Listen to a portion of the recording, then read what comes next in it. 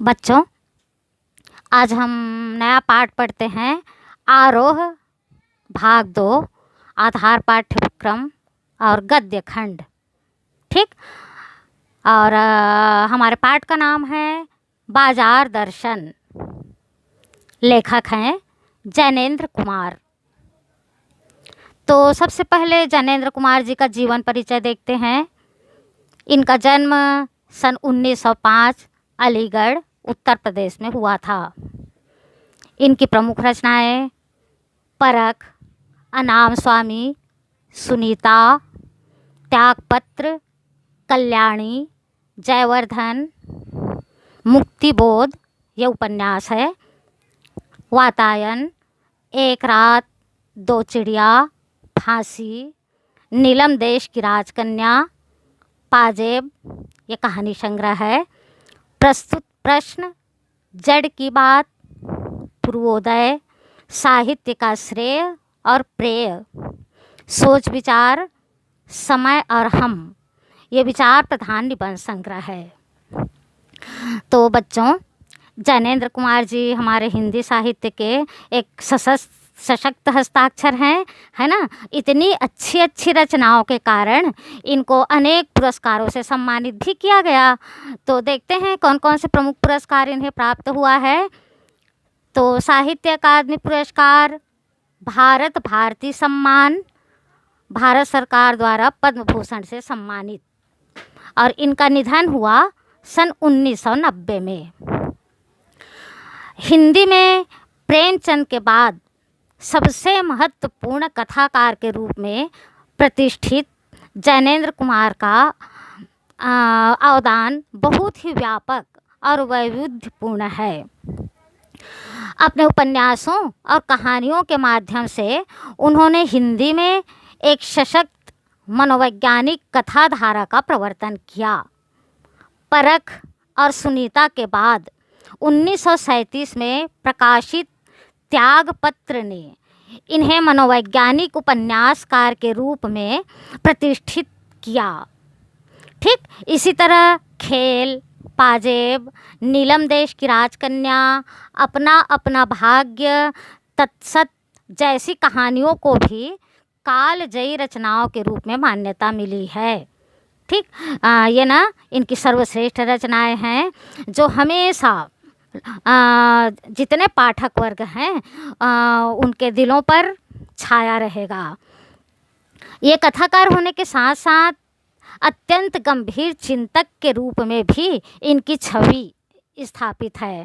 ठीक, उन्होंने समाज, राजनीति, अर्थनीति, दर्शन से संबंधित सभी से संबंधित गहन प्रश्नों को सुलझाने की कोशिश की है। ठीक, अपनी गांधीवादी चिंतन दृष्टि का जितना सहज उपयोग वे अपने जीवन जगत से जुड़े प्रश्नों के संदर्भ में करते हैं वह और कहीं देखने को नहीं मिलता, और वह इस बात का सबूत पेश करता है कि गांधीवाद को उन्होंने कितनी गहराई से आत्मसात किया है। ठीक, तो देखो बच्चों, बाजार दर्शन जैनेंद्र जी का एक महत्वपूर्ण निबंध है जिसमें गहरी वैचारिकता और साहित्य सुलभ लालित्य का दुर्लभ संयोग देखा जा सकता है। हिंदी में उपभोक्तावाद एवं बाजारवाद पर व्यापक चर्चा पिछले 1-1.5 दशक पहले ही शुरू हुई है, पर कई दशक पहले लिखा गया जैनेंद्र जी का लेख आज भी इनकी मूल अंतर वस्तु को समझाने के मामले में बेजोड़ है। वे अपने परिचितों, मित्रों से जुड़े अनुभव बताते हुए यह स्पष्ट करते हैं कि बाजार की जादुई ताकत कैसे हमें अपना गुलाम बना लेती है। अगर हम अपनी आवश्यकताओं को ठीक ठीक समझकर बाजार का उपयोग करें तो उसका लाभ उठा सकते हैं, लेकिन अगर हम ज़रूरत को तय कर बाजार में जाने के बजाय उसकी चमक दमक में फंस गए तो वह असंतोष, तृष्णा और ईर्ष्या से घायल करके हमें सदा के लिए बेकार बना सकता है। इस मूल भाव को जैनेंद्र कुमार ने भली भांति से समझाने की कोशिश की है, कहीं दार्शनिक अंदाज में तो कहीं किस्सा गो की तरह, है ना। इसी क्रम में केवल बाजार का पोषण करने वाले अर्थशास्त्र को उन्होंने अनीति शास्त्र की संज्ञा भी दी है। ठीक है बच्चों, तो हम सब बाज़ार जाते हैं, ठीक है। तो बाज़ार जाने वाले लोगों के विचार अलग अलग होते हैं, ठीक, और वे बाज़ार का सही उपयोग नहीं कर पाते, ठीक है। तो इस पाठ को पढ़कर हमें अनछुए पहलुओं को जानने का संयोग प्राप्त होगा। तो चलिए पाठ को पढ़ते हैं। हेडिंग है इसका, शीर्षक है बाजार दर्शन। तो लेखक जैनेंद्र कुमार जी अपने मित्रों का उदाहरण दे रहे हैं। एक बार की बात कहता हूँ, मित्र बाजार गए तो थे कोई मामूली चीज़ लेने, पर लौटे तो एकदम बहुत से बंडल पास थे। मैंने कहा, यह क्या? बोले, यह जो साथ थी। उनका आशय था कि यह पत्नी की महिमा है। उस महिमा का मैं कायल हूँ। आदिकाल से इस विषय में पति से पत्नी की ही प्रमुखता प्रमाणित है, और यह व्यक्तित्व का प्रश्न नहीं, स्त्रीत्व का प्रश्न है। स्त्री माया न जोड़े तो क्या मैं जोड़ूं? फिर भी सच सच है, और वह यह कि इस बात में पत्नी की ओट ली जाती है। मूल में एक और तत्व की महिमा सविशेष है। वह तत्व है मनी बैग, अर्थात पैसे की गर्मी या एनर्जी। देखिए बच्चों, लेखक के एक मित्र थे जो बाजार गए थे, है ना। उनको अपने ज़रूरत की सामान्य छोटी सी चीज़ लेने के लिए मार्केट गए थे, लेकिन जब वापस आए तो उनके पास इतना सारा बंडल था। लेखक को बड़ा आश्चर्य हुआ, है ना, जब वो पूछे कि अरे तुम तो ज़रूरी चीज़ लेने गए थे, ये इतना बड़ा बड़ा बंडल लेके कैसे आ गए, है ना। तो उन्होंने सारा दोष अपनी पत्नी के ऊपर आरोपित कर दिया। ठीक है। अक्सर ऐसा होता है ना कि बाज़ार जाते समय ज़्यादा सामान, घर गृहस्थी की वस्तुएं अधिकतर स्त्री वर्ग ही लेती है। तो ये इसी का फ़ायदा उठाते हुए उन्होंने पत्नी के ऊपर दोषारोपण किया। लेकिन लेखक जैनेंद्र जी समझ गए कि इसमें उनकी पत्नी का कोई दोष नहीं है, ये है पैसे की गर्मी। मतलब हम बाज़ार जाते हैं, हमारे पास पैसा है, तभी हम अनावश्यक जो उस समय हमारे लिए ज़रूरी नहीं है उसको भी खरीद के ले आते हैं। यदि हमारे पास पैसा रहेगा ही नहीं तो हम कहाँ से खरीदेंगे। पैसा पावर है, पर उसके सबूत में आसपास माल टाल ना जमा हो तो क्या वह खाक पावर है। पैसे को देखने के लिए बैंक हिसाब देखिए, पर माल, असबाब, मकान, कोठी तो अनदेखे भी दिखते हैं। पैसे की उस परचेजिंग पावर के प्रयोग में ही पावर का रस है। और देखना बच्चों, अक्सर जिनके पास ज़्यादा पैसा होता है ना, तो दिखावा के लिए बहुत सारा चीज़ खरीद के ले आते हैं, ठीक। और अड़ोसी पड़ोसी मित्र रिश्तेदारों के बीच में अपने को गौरवान्वित महसूस करते हैं। लेकिन नहीं, लोग संयमी भी होते हैं। वे फिजूल सामान को फिजूल समझते हैं। वे पैसा बहाते नहीं हैं और बुद्धिमान होते हैं। बुद्धि और संयम पूर्वक वह पैसे को जोड़ते जाते हैं। वह पैसे की पावर को इतना निश्चय समझते हैं कि उनके प्रयोग की परीक्षा उन्हें दरकार नहीं है। बस खुद पैसे के जुड़ा होने पर उनका मन गर्व से भरा फूला रहता है। देखिए, एक और वर्ग के भी व्यक्ति हमारे समाज में पाए जाते हैं, जिनके पास पैसा तो बहुत रहता है लेकिन वे संयमी होते हैं, है ना। वे फिजूल का सामान कभी नहीं खरीदते, ठीक। जो आवश्यक है मात्र उन्हीं वस्तुओं को ही खरीदते हैं। हाँ, लेकिन उनके पास संग्रह की प्रवृत्ति रहती है, ठीक। पैसा को जोड़ते जाते हैं, बैंक बैलेंस बढ़ाते जाते हैं, और उनके मन में इस बात का गर्व रहता है कि अरे हमारे पास तो बैंक में इतना पैसा है ना। मैंने कहा, यह कितना सामान ले आए? मित्र ने सामने मनी बैग फैला दिया, कहा, यह देखिए सब उड़ गया। अब तो रेल टिकट के लिए भी बचा हो। और उनके पहले वाले मित्र है ना, जो पत्नी पर दोषारोपण किए थे, जितना सामान लाए थे सबको फैला के दिखा रहे हैं, देखो ये सब खरीद के ले आया, जितना पैसा लाया था पूरा पैसा खर्च हो गया, अब तो शायद ही रेल टिकट के लिए मेरे पास बचा हो। मैंने तब तय माना कि और पैसा होता और सामान आता। वह सामान ज़रूरत की तरफ देखकर नहीं आया, अपनी परचेजिंग पावर के अनुपात में आया है ना। लेखक तुरंत समझ गए कि इनका इतना बंडल जो है वो आवश्यकता के लिए नहीं है, बल्कि मात्र पैसे का दिखावा है। लेकिन ठहरिए, इस मामले में एक और भी महत्व का तत्व है जिसे नहीं भूलना चाहिए। उसका भी इस कर्तव्य में बहुत कुछ हाथ है। वह महत्व है बाजार। मैंने कहा, यह इतना कुछ नाहक ले आए। अपना तर्क देते हैं लेखक, कहते हैं बेकार में इन सब चीज़ों को आप खरीदे। मित्र बोले, कुछ न पूछो, बाजार है कि शैतान का जाल है। ऐसा सजा सजा कर माल रखते हैं कि बेहिया ही हो जो ना फंसे।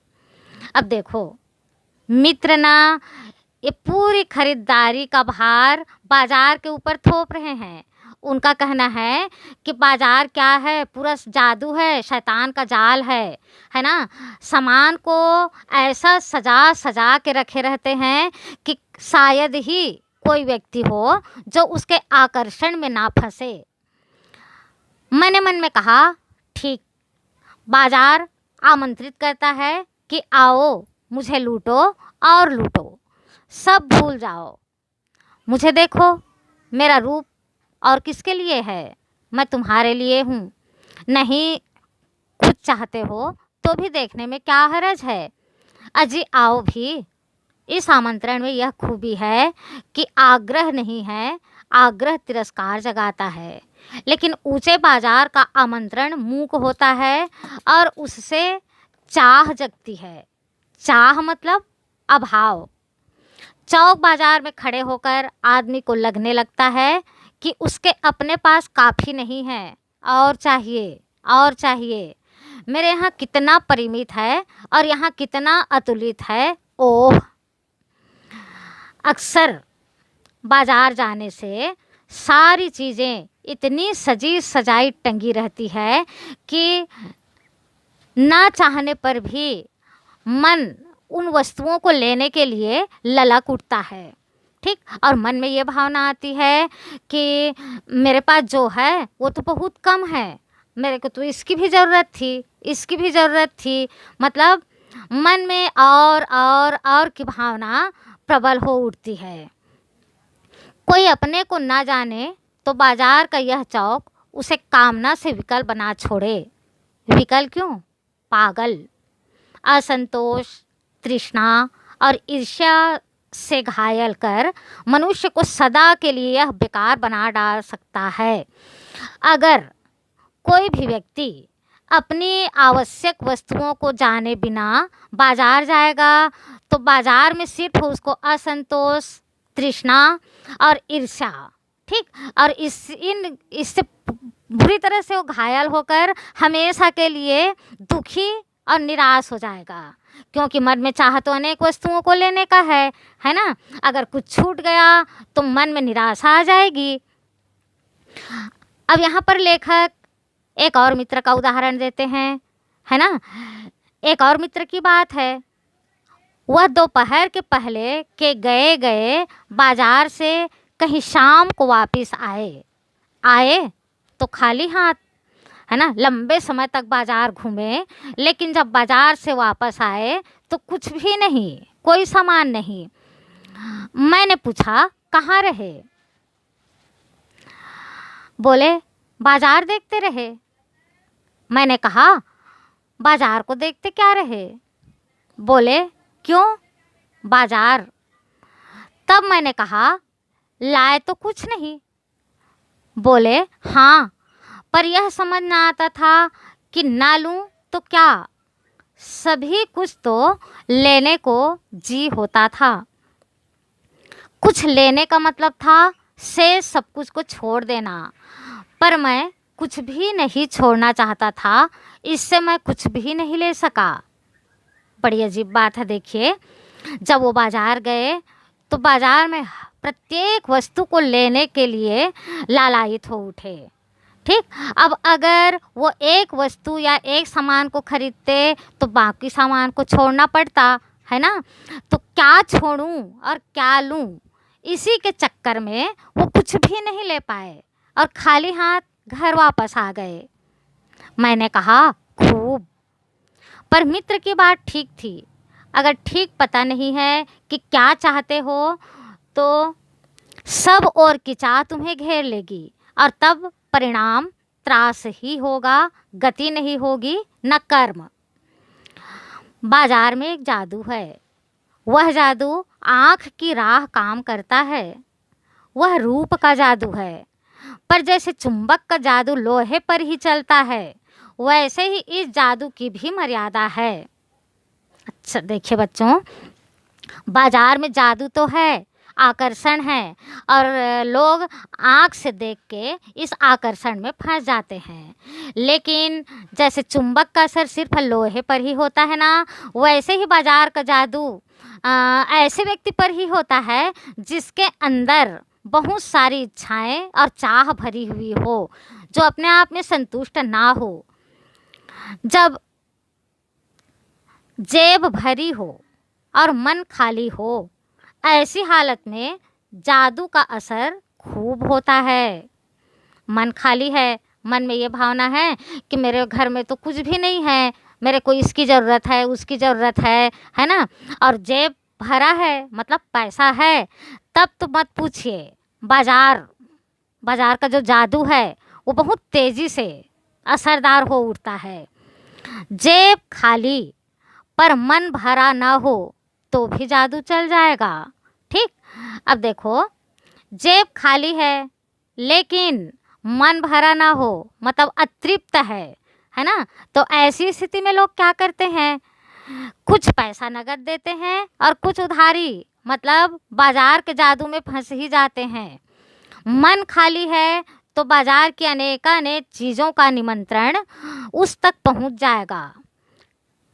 कहीं हुई उस वक्त जेब भरी, तब तो फिर वह मन किसकी मानने वाला है। और अगर मन खाली है, मन में बहुत सारी लेने की इच्छा भरी हुई है, जेब भी भरी हुई है, तब लेने से भला कौन रोक सकता है। मालूम होता है यह भी लूं, वह भी लूं, सभी सामान ज़रूरी और आराम को बढ़ाने वाला मालूम होता है। पर यह सब जादू का असर है। जादू की सवारी उतरी कि पता चलता है कि फैंसी चीज़ों की बहुतायत आराम में मदद नहीं देती, बल्कि खलल ही डालती है। थोड़ी देर को स्वाभिमान को ज़रूर सेंक मिलता है, पर इससे अभिमान की गिल्टी की और खुराक ही मिलती है। जकड़ रेशमी डोरी की हो तो रेशम के स्पर्श के मुलायम के कारण क्या वह कम जकड़ होगी। अब देखिए, हम बाज़ार जाते हैं, जेब भरी हुई है, मन खाली है, बहुत सारी चाह मन में है, ये लेना है, वो लेना है। हम बाज़ार के जादू में, आकर्षण में फंस जाते हैं, है ना, और बेहिसाब खर्च करके घर वापस आते हैं। वाह, अब उस सामान का उपयोग कुछ दिनों के बाद करने पर हमको ये आभास होता है कि अरे इसको मैं फालतू ले आया, ये तो मेरे काम का था ही नहीं, है ना। मतलब बाजार का जादू उतरा कि पुनः अपने मन में हीन भावना आ जाती है कि अरे मैं बाजार जाते समय विवेक से काम क्यों नहीं किया, क्यों इन फालतू चीज़ों को ले आया, है ना। और बच्चों, अनावश्यक खरीदारी के कारण स्थिति ये आती है कि हमारे पास कितना भी पैसा हो, पैसा कम पड़ने लग जाता है, हमको दूसरों के सामने हाथ फैलाना पड़ जाता है ना, जो कि नहीं होना चाहिए। पर उस जादू की जकड़ से बचने का एक सीधा सा उपाय है, वह यह कि बाजार जाओ तो खाली मन ना हो, मन खाली हो तब बाजार ना जाओ। कहते हैं लू में जाना हो तो पानी पीकर जाना चाहिए। मतलब हम बाजार जाएं तो हमारा मन भरा हुआ होना चाहिए, हमको ऐसा लगे कि मेरे पास सब कुछ है, बस एक ही चीज़ की कमी है जो आवश्यक है, और हमारी नज़र मात्र उस आवश्यकता की वस्तु पर ही केंद्रित होनी चाहिए, है ना। तो ऐसे पर बाजार का जादू हमारे ऊपर कुछ भी असर नहीं कर पाएगा। मन लक्ष्य में भरा हो तो बाजार भी फैला का फैला ही रह जाएगा, तब वह घाव बिल्कुल नहीं दे सकेगा, क्योंकि हमारा लक्ष्य पहले से ही निर्धारित है। ठीक, हम पहले से ही सोच लिए हैं कि बाजार जाके हमको सिर्फ ये सामान ही खरीदना है, ठीक, बल्कि कुछ आनंद ही देगा। और ऐसी स्थिति में जब हम बाजार से आएंगे तो हम बहुत खुश रहेंगे, क्योंकि हमारी आवश्यकता की चीज़ें हमारे पास आ गई। तब बाजार तुमसे कृतार्थ होगा, क्योंकि तुम कुछ न कुछ सच्चा लाभ उसे दोगे। बाजार की असली कृतार्थता है आवश्यकता के समय काम आना। स्पष्ट है बच्चों, देखो, बाजार की सही उपयोगिता तभी होती है जब हम बाजार से सिर्फ और सिर्फ अपनी आवश्यकता की वस्तुएं ही खरीदें। यहाँ एक अंतर चिन्ह लेना बहुत ज़रूरी है। मन खाली नहीं रहना चाहिए, इसका मतलब यह नहीं है कि वह मन बंद रहना चाहिए। जो बंद हो जाएगा वह शून्य हो जाएगा। शून्य होने का अधिकार बस परमात्मा का है।